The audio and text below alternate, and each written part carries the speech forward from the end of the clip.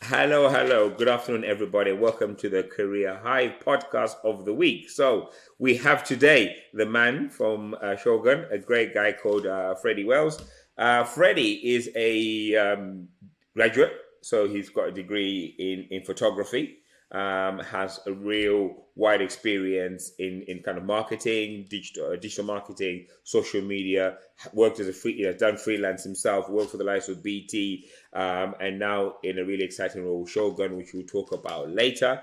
And I think the key thing for me is, why I'm really excited about bringing you on board, Freddie, is you sort of seen the career Hive and played a really big part in the kind of the evolution of what we have right now. However, I also know you've got a really exciting story to share, and you sort of fit very much into that sweet spot that we have because everybody kind of looks at what we do future match, and it's not just about working with young people in terms of those still in school or college or university, but actually what happens as you come out of uni or complete your apprenticeship or just kind of leave A levels and decide what you want to do next, and that early career kind of journey and how that kind of maps and can kind of flow in a certain direction to get to where you are. So, because if I'm correct, you graduated what 2018, is that right?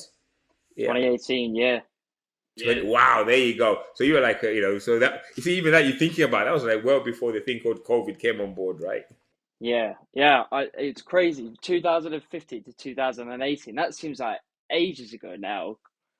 Yeah, yeah. It does, doesn't it? It does, doesn't it? But you've done a lot as well since then to 2022, right? And I'm looking forward to talking about that whole journey. So in fact, let's talk. Let's go into it. Let's kind of swing into it. So come on, let's talk about the kind of secondary school journey. The key decisions you made at GCSE, A levels, degree, why you chose that degree course. Yeah, just enlighten us and inform us of that part of your journey.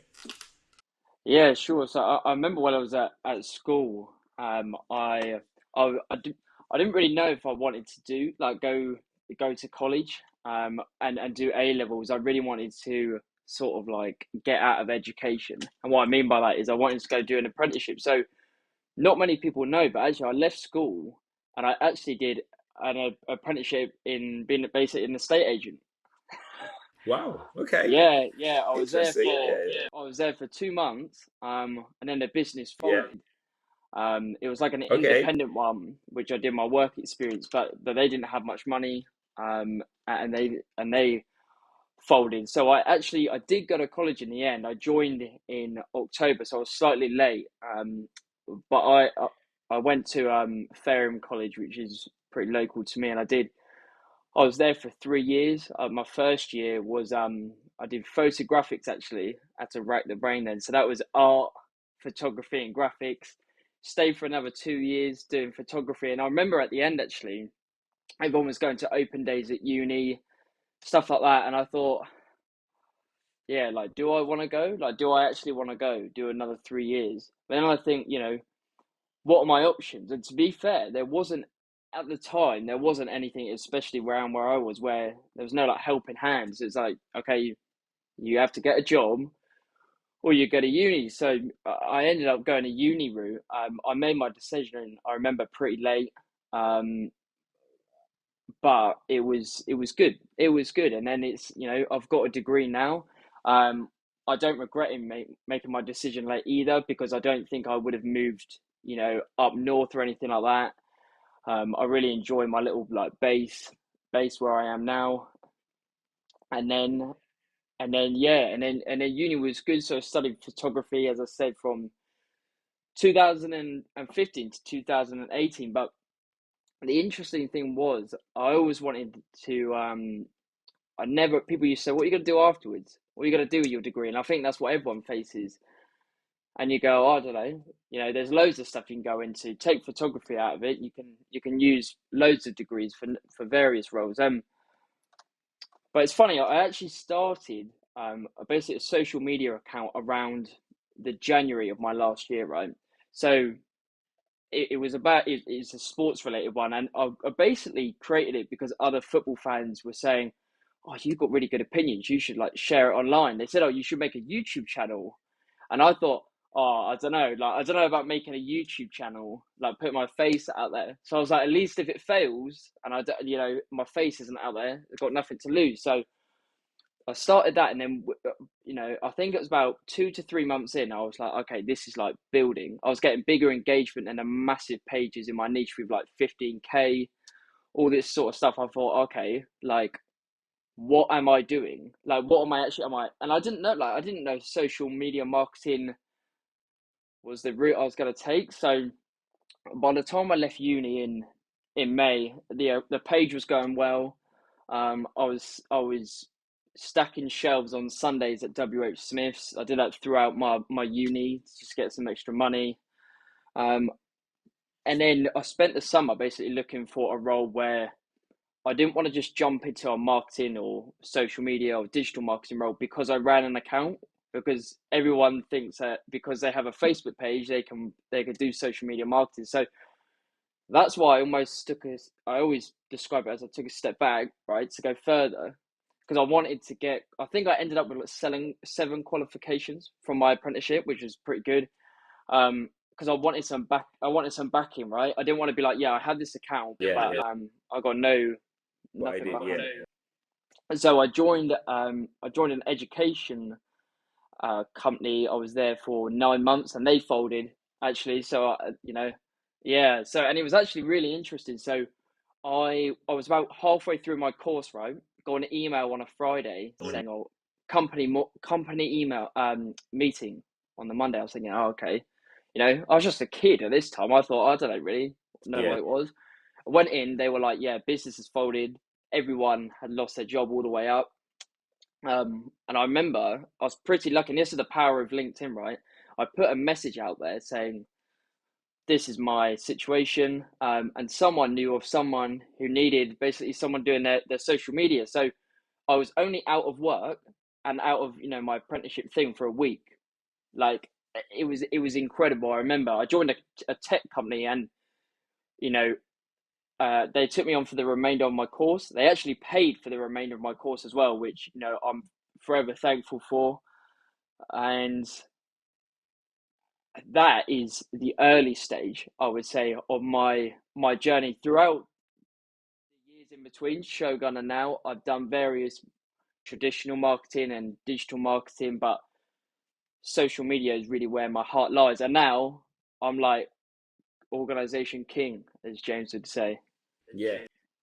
Yeah, yeah, I love that. I love that. And what I love about that journey is that I've always said the career journey is never a straight line. Yeah, there's those kind of moments that happen, and the question is how do you take that on board? So for you, you'd made that decision. Look, I want to I want to do an apprenticeship. You kind of join an estate agent. You think, right, this is it, and I want to give it all I've got. That doesn't work out, and you sit there and you kind of think, okay, what's next? And if you look at that kind of journey along that way, you've kind of really found your interest in your niche. And I have no doubt that if the estate agent was still around, you probably would have ended up doing all their marketing and digital marketing, all that type of stuff for them. But actually, the pathway that you turned out on is actually been really, really good. So I love that story. I think it's a key thing to share. And also, I guess for you, having those experiences, right? Because when I talk to early careers talent, everyone's really interested in some of the bigger names and the bigger organizations. But you obviously were in what I call startup land, right? So these are small organizations which are, you consider that 98% of companies are in that bracket in terms of small organizations. To go through the experience of having to kind of change roles, those are kind of massive, massive opportunities to do that. Yeah, the thing I like about startups as well is you have to do a bit of everything. You're not like pigeonholed, and you don't stagnate as well. It's like it's really fast paced. Everyone gets involved. That's what I personally like. And that's it. Like I remember at school, all my friends were like, "Yeah, we're going to this college. Yeah, we're doing that." Like, and I was the only one out of my whole friendship group that was like, "I'm going to do an apprenticeship. I'm not going to see you guys every day." Yeah, And yeah, I remember walking out of there when I was like, oh my God, like, how old would have been? I was 16, I think. And I was like, wow, like, I don't have this anymore. And then all the setbacks, yeah, you think, you know what, it's going to be all right. I'm gonna have loads more It's gonna be setbacks. okay. Everyone will. Yeah, exactly, exactly. So talk me through. So obviously, you kind of that was GCSE stage, right, where you made that decision. So what was it for you, and how did that go? Did your school kind of say, okay, Freddie, would love you to come and do A levels with us, or did they, when you told them you wanted to do apprenticeship, was they, did you have the support and the network around that, or is it basically, all the best, thanks a lot, you've done an amazing job, you got your GCSEs, off you go type thing? Yeah, from what I remember, there wasn't much help. I mean, they used to stick you on the old, BBC career quiz, right? It came out as a glass maker for me. I mean, I know we talked about that before. It's Wow. just like, but it's no help. Do you know what I mean? Like, it's no help. And I remember, there was no real support in terms of like the teachers. Like my dad used to know some of them personally, which Kate was just like, if I misbehaved, they'd be like, "I'll call your dad." But in terms of actually helping me get a job, now I remember leaving and I was like, "Oh, like that's it." Do you know what I mean? Like next batch, okay, year sevens are coming in now, like out you go, sort of thing. Yeah, yeah, yeah, yeah, yeah, yeah. It's crazy. It's crazy. Hey, listen, we're gonna do a tedious link, right? I definitely can see, what a glassmaker does, right? So what we're gonna do is while we're chatting through it, I'm gonna do a Google search on that, and then we're gonna try and see if we can link how they came to Glassmaker to now, Supremo organizer, social media guru and king, right? And let's see if we have that link going forward. So there you go. So okay. So let's just talk about a crucial part that I'm quite interested in. So you left school, you start the estate agency, it kind of they go up the wall. You're then in that kind of window of opportunity. You're talking about thinking about photography degree qualification, not thinking about it. How did you go from kind of going into estate agents and then deciding on photography? What were there other options on that? Was that influenced by something around you, or is it just a case of, hey, this is also on the table, I'll jump for it? No, I think I've always had a creative background. Like when I was super little, my nan used to do the all the videos for Gardener's World. So she used to give me like disposable cameras to run around with, and she just kept all the film. And I've always had an interest in it. But I remember I left. I went to one college, and they were like, "Yeah, you could do sociology, all that sort of stuff." But they were like, "You have to wait till next year." And I was like, obviously it was like September, so I was like, what am I gonna do for a whole year, right? I was like 16 at the time. And then I was like, okay, I don't necessarily know if I want to do like book heavy subjects.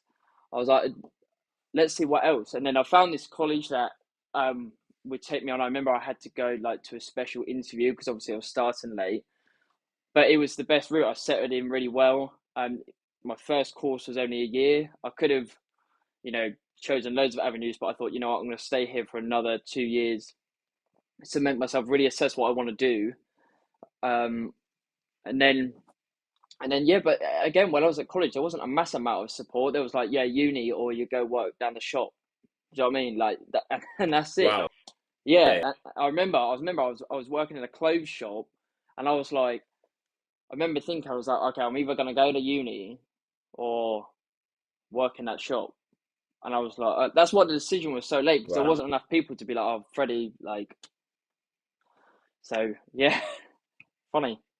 Let's have a look. Let's have a look at what it looks like outside of that. It was literally okay. You've done your photography, and I think it's a great journey because a lot of young people that we talk to at that age and that kind of level of experience, what naturally happens is that they will, they kind of even though they want to do an apprentice, they kind of end up in a way doing A levels per se because they just kind of, there's a kind of a peer pressure piece. So it's really kind of refreshing to talk to someone who has actually gone into the FE environment, the kind of further education piece in a college, and just be able to talk about their experience because I'm a great believer that, they have such a big part to play, but it's also disappointing because, you're not the only one to say this, but, we've been involved with the one periphery and you kind of see that challenge that comes into play. So I was kind of hoping that there'll be a bit more, opportunities to engage with employers, a little bit more around, getting businesses in to talk to you about what opportunities look like, etc. So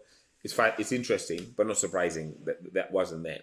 So how did you so was uni based on the fact that, okay, I've done my 2 years of college, I have no other option, so uni is, and I don't want to move So I don't want to move anywhere else. So I'm just going to go for that. Yeah, I thought, well, I don't wanna work just in a shop, with all due respect. I thought, if I go to uni, it's gonna take me further. I also really enjoy my subject at college, so I thought, okay, we'll go there. But I'm, probably like most uni students, I remember when I got to my final year, I was like, I just want to start, like, I want to be in the workplace. I want to start earning money. Um, but it was I don't think it was ever an option. I had actually some really good interviews at the University of Arts in London, some really big ones. But for me at that time, I thought it's best to stay local. I got my support group. Do you know what I mean? And we just take it from there. But it's all worked out. I don't think I've made a bad decision. Yeah.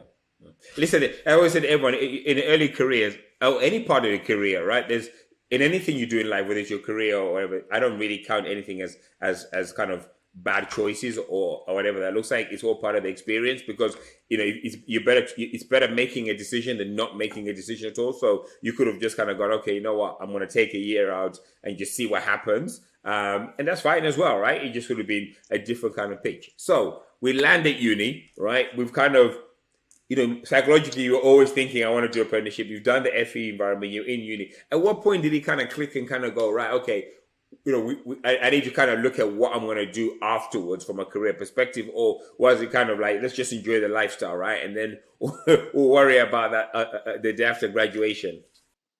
I think obviously first year is whatever first year is. So you just have fun. Second year, it gets a bit more serious. You get less time actually in uni. You get bigger projects. And I remember, like, I think it was the beginning of second year. I was thinking, I've got 2 years, but that's gonna go so fast. So I was like, okay, I'll have a think. I was thinking, I was really into editing, like retouching on all the Adobe suite. So I thought, rather than actually taking a photo, I actually enjoy that part. So I did a lot of that. And then it got to the final year, and I was thinking, yeah, like, I want money. What else can I do? What can I do with this? And then it came to that part, like when I started my account, it landed on my lap, and it's like a freak accident that changed my life. So it's like, even though it's a social media account, it's like amazingly sentimental to myself. Yeah, yeah, yeah. I love that. I love that. I love that. Because I was actually, I've just kind of wrote something down here, and I was sort of thinking, one of my questions, did you have a plan? Because when I look at your kind of your career pathway and what you've done, it kind of has that view of having a plan. And what I love is the fact that everything you've just said in this whole kind of 20 minutes of us talking is that you've literally just not had a defined plan, but just exploited the opportunity that's arisen at the time and just kind of gone, I'm going to go for this. And something I'm interested in, something I enjoy. So I'm just going to throw my hat in the ring, right? And let's see where it ends up. And that's the key thing I try and say to to early career talent. If you're in that space where you're kind of beginning your journey, don't always think I need to have a plan. And listen, there's young people that have that, and I admire them because I think there's so many different personalities and characteristics in play. And the same thing happens with organizations. I think when you look at organizations, I'm also trying to say to those organizations, look, you know what? Recruit on potential, right? Adaptability. Yes, it's not just about someone having a clear, defined plan. You just need to be able to be flexible around what they're doing next. So, guess what? We've had a look at what a craft glassmaker does, right? And I'm going to give them credit for this because I can actually see where the link is. So, based on national careers, right? A craft glassmaker designs, makes, and decorates glass objects from windows, mirrors, and tableware to one-off decorative pieces. Now, I personally have had the opportunity to see you work and the great work you do for us at Future Match on advising on our social media stuff like that. And I can definitely say the design piece, the decorating, the kind of creating these magical pieces. I think that works. So we're going to give them credit that there's a tedious link there, right? No? Yeah. What do you reckon? They will have that tedious link.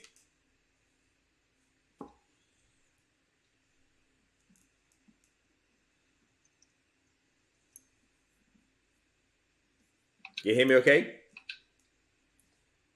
Yeah, yeah, you're breaking up. Oh, okay. I don't know if you've got that tedious link there because I think we found a link between glass making, right? It's designing and making and decorating glass objects from windows, mirrors, and tableware. So social media, the window into that world, the mirrors, and how everyone sees it, perceives it, looks at it, the design and everything. So there you go. So I think there's a link. I think there's a link for it. So I'm happy with that. So we Yeah, now kind of let's absolutely. talk about. Go on.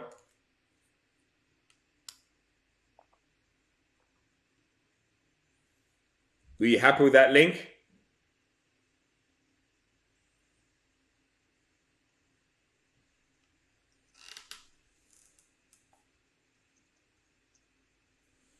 Were you happy with that link? Do you reckon between glass making and what you do now?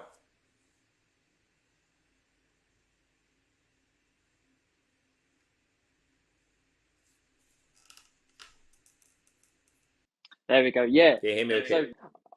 I totally agree. There is some similarities, even like the organizing of it, right? Um, but I feel like I've always had that. So I remember when I used to go to festivals with my friends, right?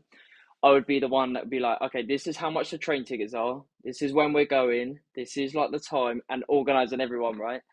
And even at school, we used to do five aside, and I'll be like, okay, like this is what time we're meeting. Whose parents are picking us up this week? Everything like that, right? So I feel like it has.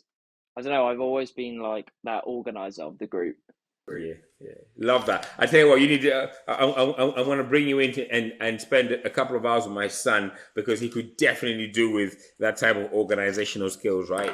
Because he's terrible. He tells me what he's doing 20 minutes after he's supposed to be doing what he's doing. So that's a really key attribute. So quickly before we kind of go in deep into what you're doing right now, looking back at your experience and your journey and the different things that have happened, if you could give the young Freddie advice now with what you know, the experience you've been through, what advice would you do? What would be the kind of the key points you'd pick out? I think the key thing would be is I think there's always this pressure, right? Just in society to always be perfect, whether you're like how you dress, you got to wear designer clothes, everything like that, right? But nothing's planned out, right? I don't even know what the next 5 minutes is going to look like, let alone the next 5 years. So I would say don't fall into that trap of being like, okay, I have to have my whole life planned out. I have to be married by this age. I have to have this amount. I have to earn this amount, right? It's just not how life works. And also, I would say just trust your gut because I've always been a risk taker. I've always just gone for it. Like even like my family sometimes are like not like question me, but they probably like when stuff hasn't worked out, they've said, "Oh my god, like you've got so much willpower. Like I wouldn't be able to do that." Um, but I would say to just like don't be so hard on yourself. Like everyone's got hard stuff. Like we've been through a world pandemic as well. Do you know what I mean? So Yeah, there's loads of things. I think there's too much pressure on young people to decide what they have to do, decide what they want to do, and then stick in that job for like 50 years. That's just not how it works at all anymore. yeah, yeah. No, exactly. I totally agree. I totally agree. So here we go. We're going to do the same thing, but this time we're going to be talking to that that early careers talent. So imagine we're going through mock exams, right? And then there's real exams kicking in next week for GCC students. So there is going to be other Freddies out there with different names, of course, who are literally doing the exams over the next 3 or 4 weeks. They're going to have the best summer they have. August 20th and 21st, whenever those results land, they'll then be in that situation where they might not necessarily get the grades they want to in order for them to do the A level option, or they may be actually over the summer really make that choice that I want to make it. I want to kind of take that jump and just kind of either go on an apprenticeship or go to college. What advice would you give to them?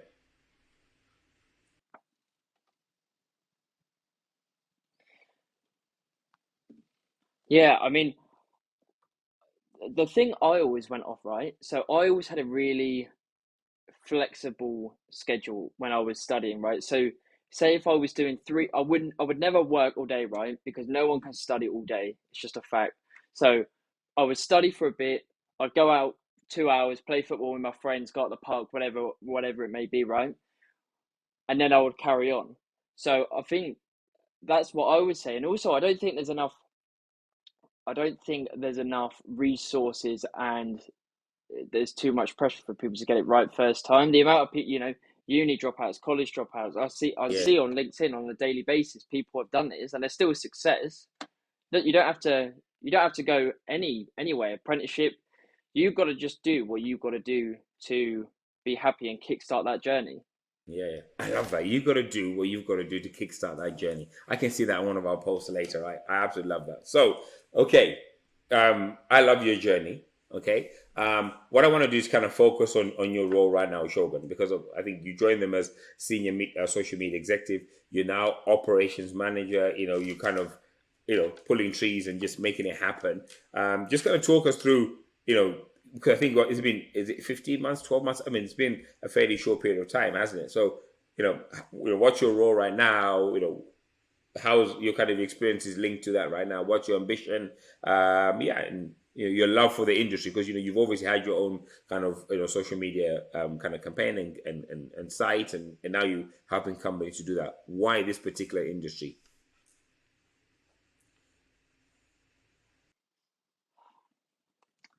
I'll tell you what it is, right? Is I think I really enjoy I always think I enjoy the satisfaction of getting results. And what I mean by that is when you create a lot of content that's doing well, like, and your audience is, engaging with it, you get all the results back. And that's what I really enjoy. I think that's what almost sucked me in at the start.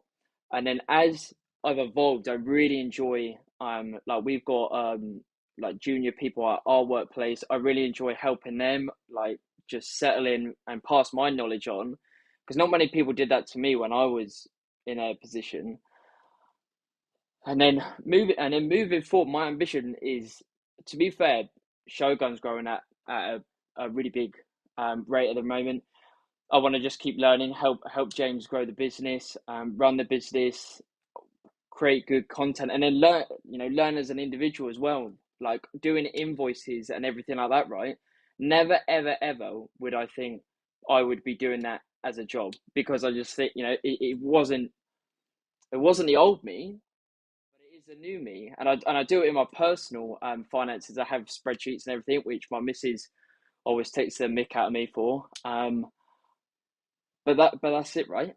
Yeah, So I hope to just keep growing the journey. I saw someone actually, a lady called Lauren, who runs a company called Roma Black, right? She put a post up today saying she, like, in her 20s, she found her dream industry, then she had kids, and it's only now, I think she's like 31. It's only now that she's like, okay, I've got my business, I'm feeling all right. yeah, yeah. No, exactly. And, yeah, I say the same thing to everybody, right? That it's there's one thing. There's a few things that are absolutely certain in life. You're gonna have to pay taxes. We're all unfortunately going to depart this world. And the other thing, and the most important part of that, is that one thing that's a constant is going to be learning, right? You're always going to be learning. And anybody who ever thinks that learning is something that stops, or that journey or any point comes to an end, will be in trouble, right? Because if you stop learning, you literally stand still. And if you look at anything in life, it's how do you become better at what I do? And the only way I become better at what I do is take myself out of the comfort zone. Do things that I don't feel that I'm qualified to do it. And as I say, fake it until you make it, right? And unfortunately, we will never make it, as I say. And even Elon Musk, I saw his pitch deck today for Twitter. He's there pitching like we all do. So it just shows that that's clearly what happens out there. So just to close it off, right? Give me three things that you would say to early careers talent right now who are going to be looking at opportunities both from whether it's an education pathway they want to continue, apprenticeship or graduate entry level role, and then put your hat on as Shogun and recruiting talent into your business. What are the three things you advise other organizations around bringing early career talent in? You know what? That's a really, really interesting one, because I was talking about this the other week as well. Is my advice for organizations is, I feel like a lot of them don't realize what they take on. So I'm going to refer to this young person as a seed, right? you're responsible not just for their workload, but their mental health, everything like that, right? Because if they have a bad experience in their first role, arguably that trauma will take them their whole working life. They'll look back and go, "Oh, that first job, do you remember that?" And oh god, so before you take anyone on an apprentice, whether it's a junior, anyone like that, just realize that you are really responsible for that person's development. And then from a young person's point of view, I would say don't be afraid to make your own experience, right? I created a social page and it's led to me working with the likes of BT and Goal. I would never ever have thought that when I started out. So it's the same thing. If you're, if you think, oh, you know what, I want to work in finance, create, develop. There's loads and loads of resources. Develop the skills online. Loads of people can. It doesn't matter what industry you're in. You can go on YouTube and learn the basics. And then when you take that into an employer, they'll go, oh, you know what? This guy's proactive, or she's really, really actually clued up. She might not have the skills, but she's got the attitude, and that's the battle half the time.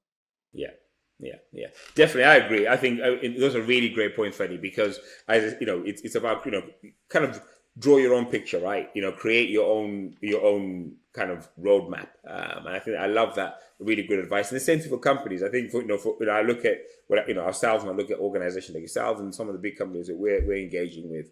The early careers talent is probably, as you quite rightly say, is this kind of seed that is, and you have this opportunity to nurture an individual to be the best they can be, right? And the way to do that is you give them the best environment of which they can to achieve that, right? So you water them with the right amount of water, the soil, the whatever you put into that individual, you're going to get that experience, you're going to get that rewards at the back of it. And for a young person, as you said, if that young person comes to the table with that enthusiasm, that willingness to learn, I can just see nothing but success, because those two things kind of work really, really well together. So I really love your advice and your pointers on that one. Absolutely, absolutely, and that's it. I think if you apply the right attitude, right? I remember when I first joined my apprenticeship, and there was a managing director called Tina, and having the access to her, and she still comments on my stuff now, right? We have a really good relationship, but that's because I came with the attitude. I came with, okay, I might not know everything, but I'm willing to learn, and I actually want to be here, so it doesn't go unnoticed. Yeah, it doesn't. It doesn't. Hey, listen, Freddie, I want to say thank you so much for taking time out today.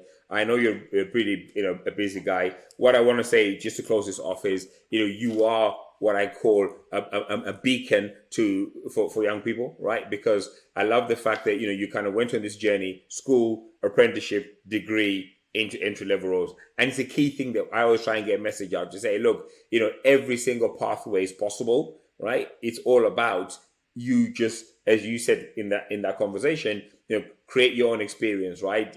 Take those risks, take those chances. Don't necessarily have everything planned to the last dot and the last I, right? Just make it happen and see where that journey takes you. Because you could, if you look at your story, it is absolutely perfect to what I talk about when I say this journey is an evolution. It's not a revolution, right? You've evolved to where you are right now, and definitely know that this would be engaging for a lot of young people out there, who'll be looking at this going, wow, that could be me, or that is me. And also, you get young people who are, by that moment, they think they've got everything planned out. Listening to you today, they'll be able to go away thinking, actually, you know what, it's going to be okay, because it always is going to be okay, right?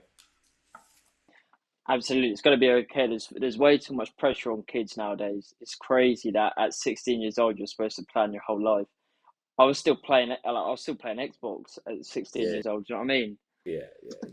It is. But you know what? That's what we're trying to do in Future Match, right? We're going to transform and change how young people kind of view this career journey, and how we can hopefully inspire different aspirations and help them realize that this is not the be all and end all. There's many ways to do that. And the same thing for organizations, right? So it's a key thing. Connect both of those things. How do we get this talent connected into those organizations? Because once they're in organizations, starting that working journey, starting that career journey, whichever way they've come through, all of a sudden it all kind of falls. It does fall into place, just at different paces and different times. But yeah. it's a great journey. Cool. So thanks a lot, Freddie. Yeah, and I look forward to catching up with you soon.